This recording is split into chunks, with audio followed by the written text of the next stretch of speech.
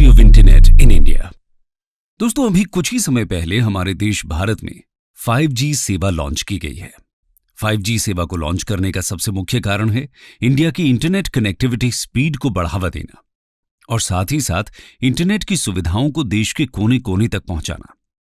5G के पहले भारत में 4G, 3G, 2G, 1G और वाईफाई जैसी सेवाएं भी लॉन्च हुई थी और इन सभी सेवाओं ने भारत का काफी हद तक कायाकल्प भी किया और इन्हीं सेवाओं के कारण आज भारत में लगभग 65 करोड़ से भी ज्यादा लोग इंटरनेट का बढ़ चढ़कर इस्तेमाल कर पा रहे हैं। इसमें कोई शक नहीं कि भारत के विकास में इंटरनेट एक वरदान की तरह साबित हुआ है। आज बच्चों को नर्सरी पोएम सिखाने से लेकर बड़े बड़े स्पेसशिप्स और सैटेलाइट्स बनाने में भी इंटरनेट का ही प्रयोग होता है। लेकिन ये इंटरनेट जो आज इतनी आसानी से अवेलेबल है, ऐसा हमेशा से नहीं था, बल्कि इसके आसानी से अवेलेबल होने के पीछे 25 से 30 साल के संघर्ष की कहानी है, जो शायद आज की नई जनरेशन नहीं जानती। तो आइए आज डिटेल में इस कहानी को जानते हैं और समझते हैं कि भारत में इंटरनेट कब, कहां और कैसे आया और इसके क्या प्रभाव हुए। Evolution of internet in India. Internet का आगमन भारत में 1986 में होता है, जो कि विश्व के बड़े बड़े देशों की तुलना में थोड़ा लेट कहा जा सकता है, क्योंकि इन देशों में इंटरनेट का प्रयोग लगभग 1960 से ही शुरू हो चुका था। इंटरनेट का आरंभ भारत में एजुकेशनल रिसर्च नेटवर्क यानी ERNET के गठन से शुरू हुआ। ये ERNET डिपार्टमेंट ऑफ इलेक्ट्रॉनिक्स और United Nations Development Programme UNDP के बीच एक जॉइंट प्रोजेक्ट था। इस प्रोजेक्ट के तहत इंडिया में इंटरनेट का इस्तेमाल शुरू हुआ। कुछ सालों तक ERNET का इस्तेमाल होता रहा, लेकिन यह इस्तेमाल केवल एजुकेशनल और रिसर्च ऑर्गेनाइजेशंस तक ही सीमित था और इसमें आम जनता को इंटरनेट यूज करने की कोई सुविधा नहीं थी।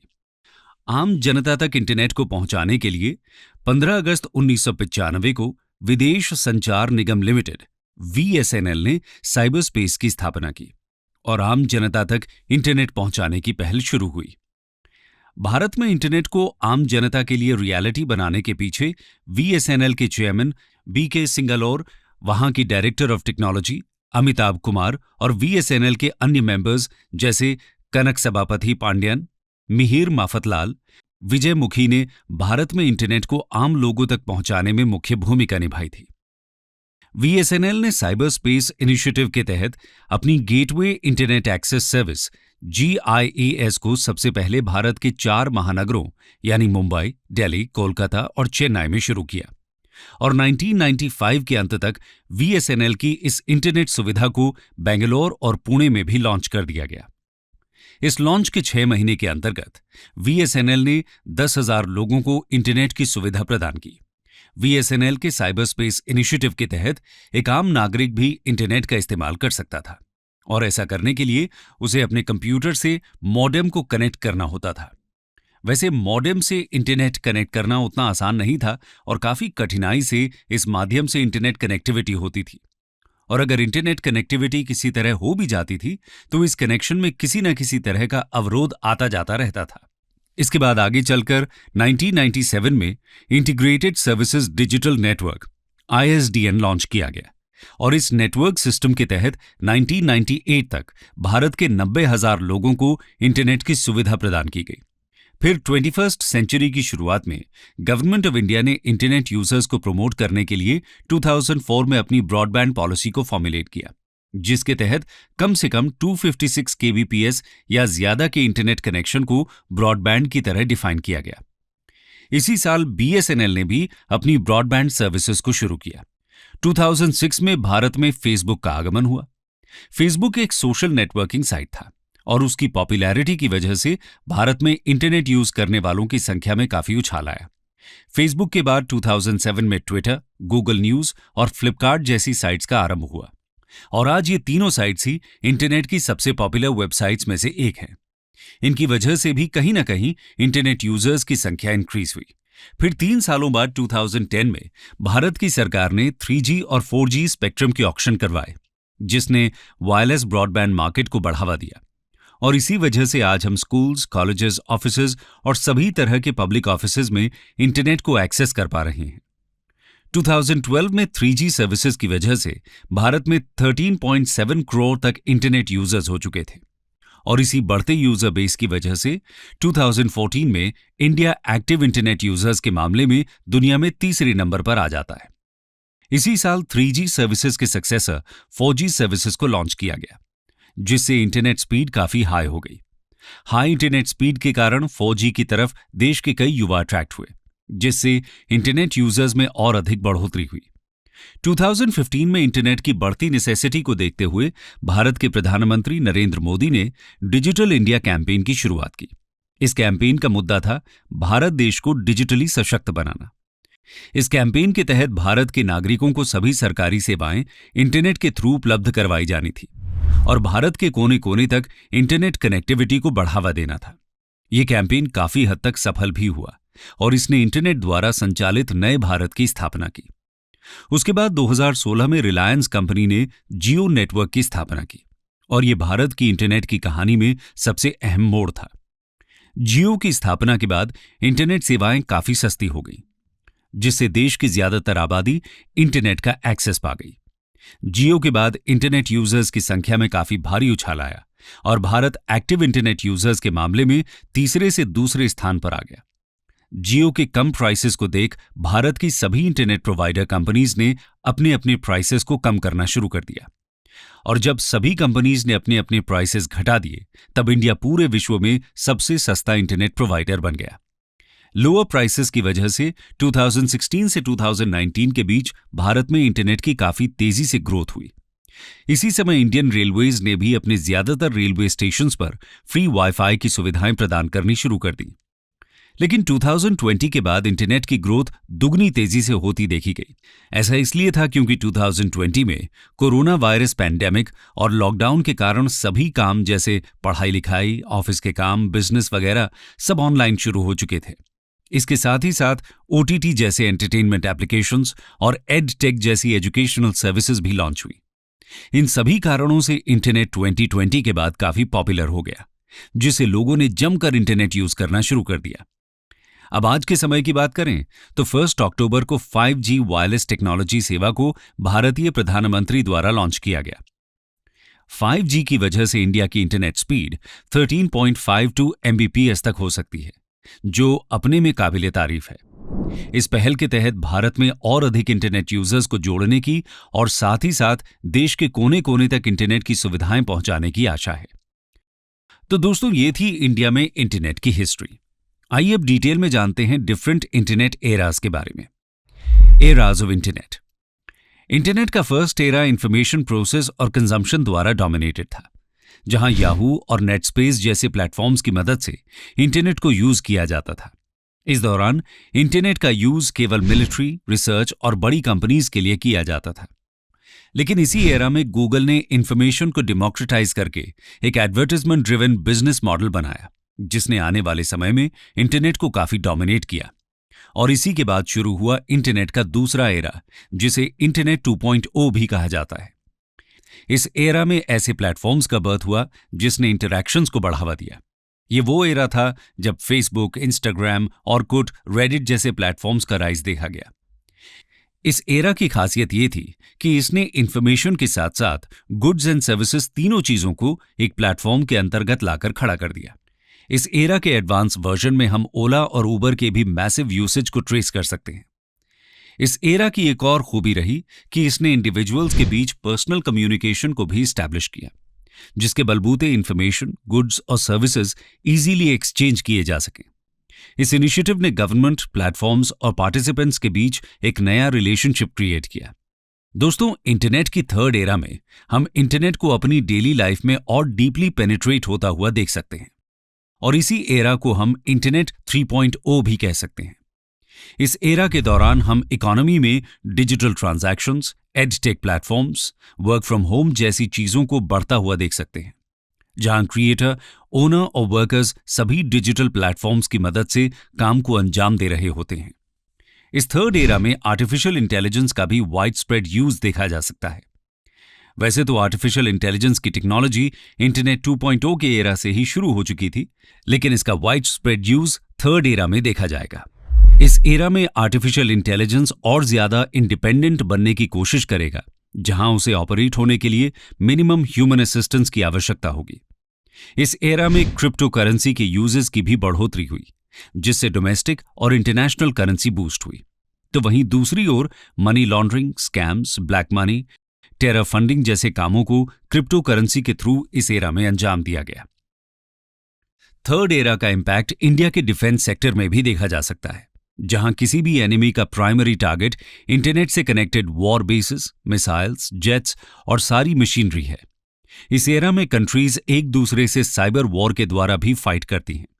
इंटरनेट के डिफरेंट एराज को समझने के बाद आइए अब चर्चा करते हैं कि इंटरनेट ने किस तरह हमारे देश और हमारी जिंदगी को प्रभावित किया है। How internet changed India. दोस्तों, इंटरनेट ने अपनी इंपैक्ट से देश के सभी सेक्टर्स को पूरी तरह से बदल दिया है। Banking, health care, IT, agriculture, logistics, state social welfare policies इत्यादि जैसे किसी भी फील्ड में आज इंटरनेट के बिना काम करने की कल्पना भी नहीं की जा सकती। अपने वाइड स्प्रेड यूज के कारण इंटरनेट देश की GDP में भी काफी कंट्रीब्यूट करता है। Indian council for research on international economic relations यानी ICRIER और ब्रॉडबैंड इंडिया फोरम की एक स्टडी के अनुसार 2015-16 की GDP में इंटरनेट ने 5.6% तक अपना कंट्रीब्यूशन दिया और ये कंट्रीब्यूशन साल 2020 तक 16% तक बढ़ चुका था। इसमें से 8% मोबाइल ऐप्स द्वारा कंट्रीब्यूट किया गया था। अगर यही कंट्रीब्यूशन करेंसी के रूप में देखा जाए तो इंटरनेट ने साल 2020 में $537.4 बिलियन तक अपना कंट्रीब्यूशन इंडियन इकोनॉमी में दिया था, जिसमें से $270.9 बिलियन कंट्रीब्यूशन ऐप्स द्वारा किया गया था। इन सब के अलावा इंटरनेट ने इंडिया के कई सारे स्टार्टअप्स को सपोर्ट किया है। इंडिया के आज कई सारे एंटरप्रेन्योर्स अपना स्टार्टअप जैसे कि ई-कॉमर्स, फूड डिलीवरी और ऑनलाइन इंश्योरेंस जैसे बिजनेस इंटरनेट के माध्यम से ही ऑपरेट कर रहे हैं, जिसकी कंबाइंड वैल्यू साल 2025 तक लगभग $180 बिलियन के करीब होगी। और इंटरनेट के कारण ही आज इंडिया में कई सारे इन्वेस्टमेंट अपॉर्चुनिटीज शुरू होते जा रहे हैं। HSBC ग्लोबल रिसर्च के अनुसार इंडिया के इंटरनेट स्टार्टअप्स में 5 सालों के भीतर लगभग $60 बिलियन तक इन्वेस्टमेंट हो चुका है। इन्हीं स्टार्टअप्स में एडटेक एक बड़ी अपॉर्चुनिटी बनकर उभरा है, जिसकी मार्केट साइज साल 2025 तक $48 बिलियन के आसपास होगी। फिनेंस के बाद अगर इंटरनेट ने अपना सबसे बड़ा इंपैक्ट कहीं डाला है तो वो है सोशल मीडिया। इंटरनेट के माध्यम से आज सोशल मीडिया का काफी तेजी से ग्रोथ हुआ है।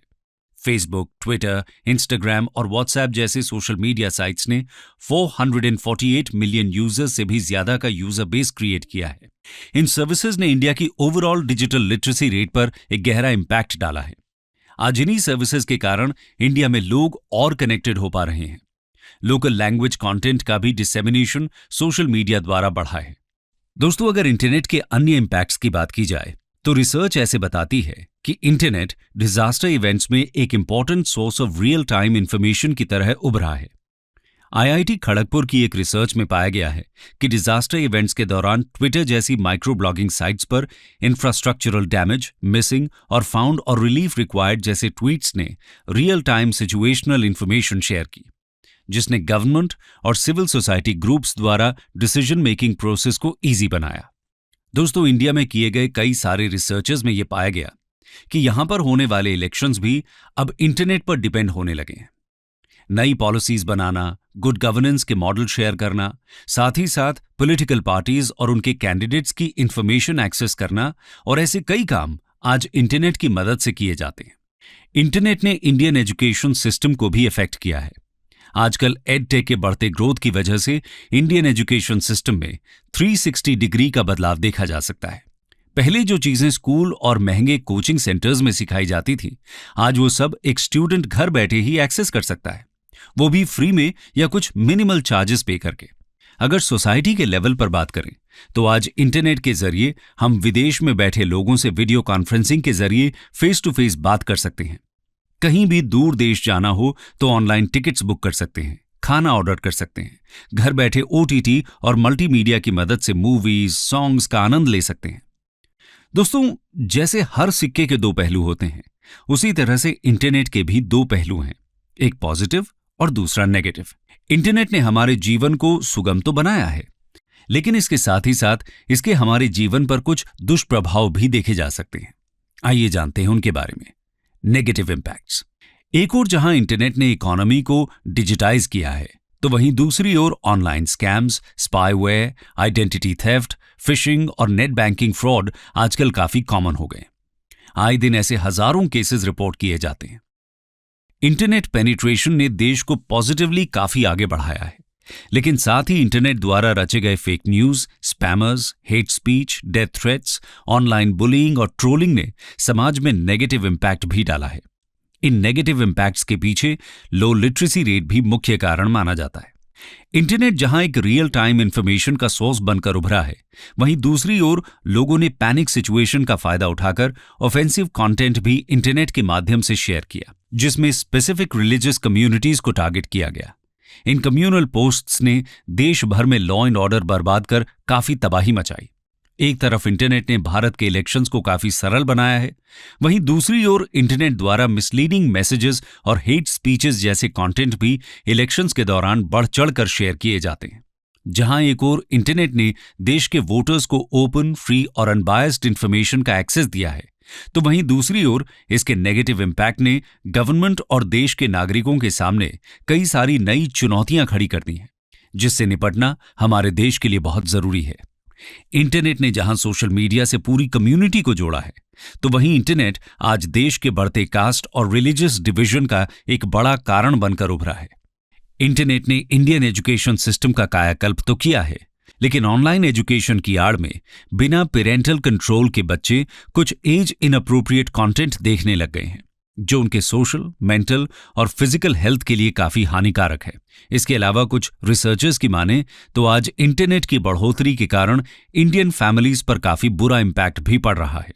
हाई इंटरनेट यूज करने के कारण लोग एंटी सोशल होते जा रहे हैं, घरेलू झगड़े के केसेस बढ़ रहे हैं, जिससे लोगों की फैमिली रिलेशनशिप्स काफी बुरी तरह से इंपैक्ट हो रही हैं। कंक्लूजन। तो दोस्तों, ये थी इंटरनेट की हिस्ट्री, डेवलपमेंट और इंपैक्ट्स की कहानी। इंटरनेट एक ऐसा सिस्टम है जिसे पहले मिलिट्री यूज के लिए डेवलप किया गया था।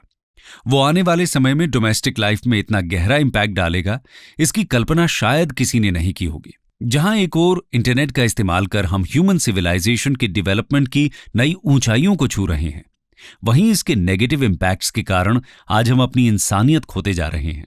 इन सभी इश्यूज को ध्यान में रखकर आज की सबसे बड़ी आवश्यकता है कि सभी स्टेक होल्डर्स इंटरनेट की इन कमियों को दूर करें और इसे समाज के बेटरमेंट के लिए यूज करें।